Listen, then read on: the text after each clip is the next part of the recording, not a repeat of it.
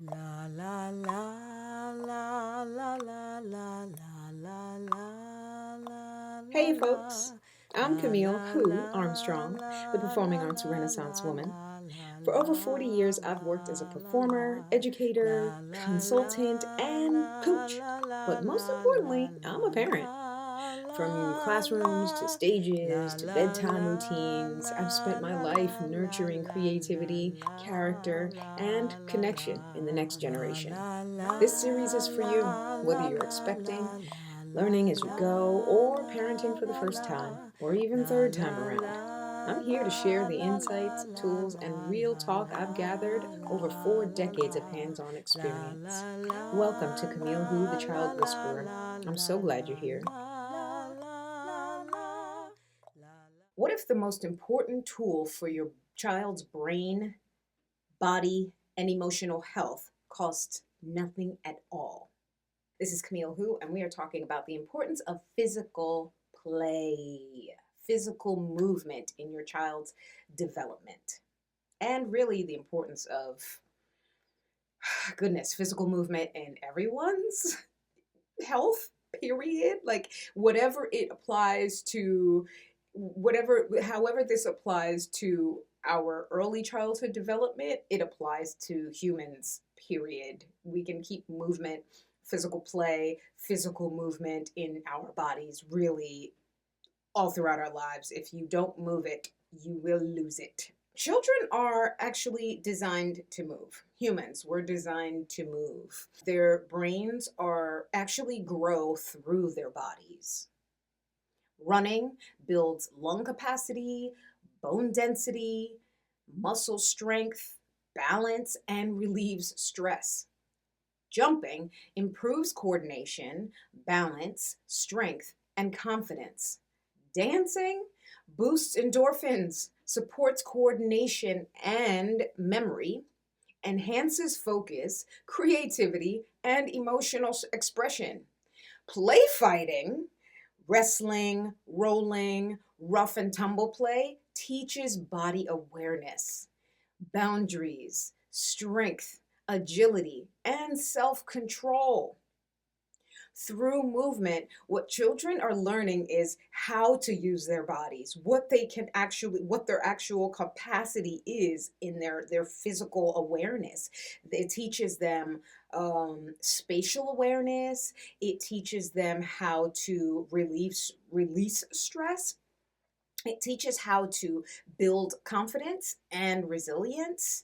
It's actually a good tool for self regulation because when a child has the opportunity to sort of like jump on a bed or, you know, wrestle with a parent or another caretaker or even a sibling safely, they can actually learn how to behave calmly in other arenas. Like in a restaurant, they can kind of self-regulate because they know that this is not the time and a place for this. But not they're not pent up with all of that physical energy and that stress or whatever it is that they're holding in their bodies. By the time they get to a place like a library or a restaurant or a church or a school, they know that okay, they can actually be still and it's not this energy that's sort of like reverberating in their bodies that are like, you must move now. Most toys stimulate brains for and stimulate imagination for like a temporary time, but physical play actually stimulates the brain for a lifetime. When a child's inside most of the day, sitting, watching TV, playing quietly with toys, um, it's okay for a time, but they become restless, and then it's hard for them to physically and emotionally self-regulate, and then they start to act out. And at that point, parents kind of tend to think that, oh, maybe they're just really tired, or maybe they're just really hungry or hangry. Have you heard that one before? No, sometimes it's because they haven't gotten that nice balance of just physical play, especially with boys. I roll around. You know what? I am lying. I roll around with girls, with little boys. I throw them on the bed. I do all kinds of physical rough and tumble and really just like, I let them attack me.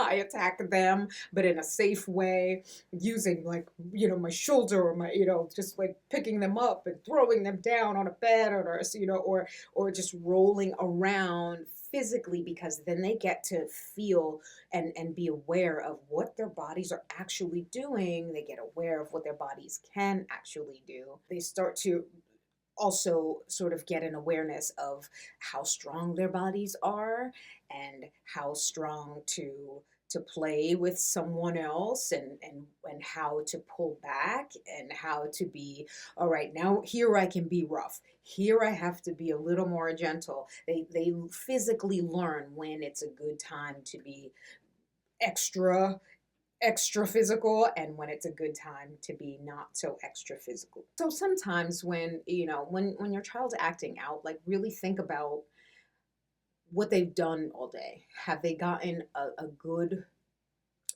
amount of physical play in? Have they jumped around? Have they hit a balloon? Have they kicked a ball around? Have they been able to jump on a bed, dance? These are great ways to get them to get that physical energy just through their bodies. And also there's a part of their brain that's being tapped into that is not being tapped into when they're sitting down, when they're being quiet, when they're sitting and watching TV, just sitting watching, or playing toys, but sitting down most of the time. um, so that's maybe one of those things that you want to ask yourself. Did my child get to have a fair amount of running around, jumping, jumping on the bed, um, jumping and falling on something on a soft surface? Did they have a fair amount of dancing today? Sometimes I like yelling. I like yelling with children, especially I used to take my children out to we had like a little mini forest or something, and it was where people would play disc golf. And we'd go out and there's just a lot of trees and we'd be like, ah! Like we'd take that opportunity, just let it out vocally. And so we just, whatever we were harboring inside of our bodies, we were able to just release it, verbally release it. So then it was just easier for me to, whenever we went to someplace quiet, I'd be like, okay, right now it's quiet voice time. Right now we have to be quiet. Listen, do you hear anybody yelling? Nope. This is a quiet place.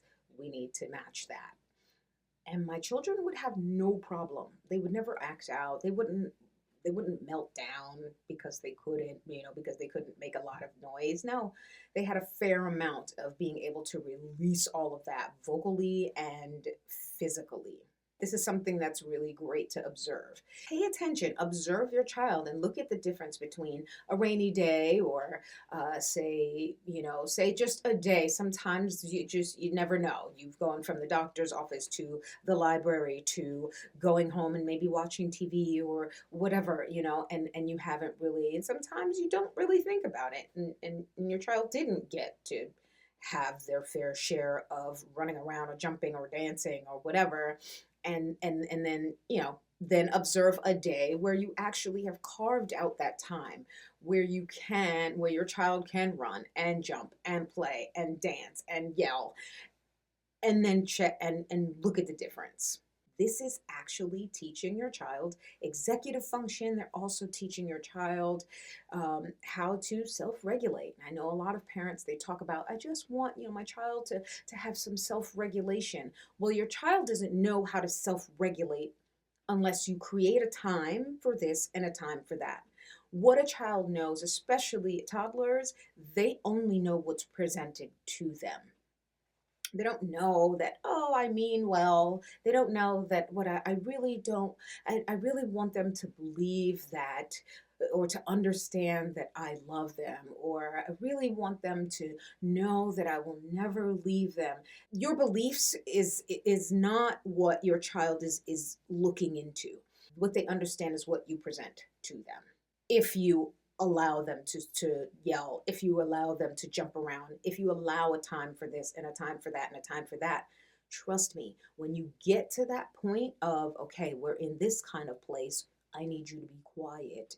Well, both of us, we need to be quiet, or we all need to be quiet, or we need to do our small bodies. I've talked about big bodies and small bodies in one of my videos, and it just becomes easier.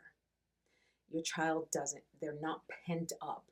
And just by presenting those times, that they're learning that there is a time and a place for everything, and there is a behavior and a voice for everything. There was a time where one of my sons was in, and he was in elementary school, and he was doing cyber charter school. So he was homeschooled. And most of the day, he can get through his day. He can get through his school day and his school work. And at the same time, I was doing a lot of office work. So I'm sitting at my desk and I'm just sort of not moving, but as an adult, I can sit, I can focus, I can do hours of work. I would have to be mindful of that and stop at a couple times of my day and say, okay, we're going to have crazy time. And we'd spend like 5 minutes, 5 minutes even, to go crazy. I mean, like really ridiculous movement. Opening doors, closing doors, opening doors, closing doors, putting our foot on a doorknob, like the craziest, jumping on the bed, slamming on the bed, just silly things, just so we could physically get it out, vocally get it out, and do it together. So I'm not just going, go have crazy time. No, this was a bonding moment for both of us as well. We both got silly, we both got creative, and we both got that physical stuff out so that we can go, okay, now it's time to get back to work. My child was not going like, no, this is not fair. And he was like, okay, time to get back to work. And it just was easier for him to go back to focus. And it was great for me as well to go back to focus time. Whew, I just cleared some things out. And my memory works better for some reason. So let's see.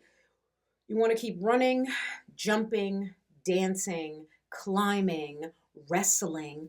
Rolling is a great one for 1 and 2-year-olds. That just something as simple as like being on a rug and rolling. Sometimes I would hold a child and roll with them, but once I got to I'm on top, then my arms would be like, it would prevent me from squashing them, of course. But you roll around and then you get back where they're laying, their full weight is on you. And I would just roll for them to get a sense of what rolling feels like. And when they get to the point of doing it themselves, they sort of know that physical motion of rolling. So before buying a new toy, ask yourself, does my child need a new toy, or do they just need to move? And then ask yourself, have I moved around with my child today? And I'm not talking, sometimes you're like, oh, I'm exhausted, but you'd be surprised. You moving around with your child, if you just allow 5 minutes of your day, it's huge in a child's day. Two of those sessions a day, one of those sessions is amazing. Two of those sessions, even better. But it does a lot for even for your energy level and for your brain development and keeping your brain and just in releasing those endorphins, all of that stuff. That is it. Keep it moving, people. Keep it moving. This is Camille Who, and I am out of here. Thank you so much for watching this episode of Camille Who, the Child's Whisperer. A heartfelt thank you to the generous supporters of the Books and Beyond campaign. This series wouldn't be possible without you. If you're a new or expecting parent, I created Better Parent, Better Future just for you. I empower first-time parents to embrace a positive mindset and navigate those early parenting years with confidence and joy. Click the link in the description to learn more or to find out how we can work together. Until next time, keep showing up, keep growing, and keep leading with love.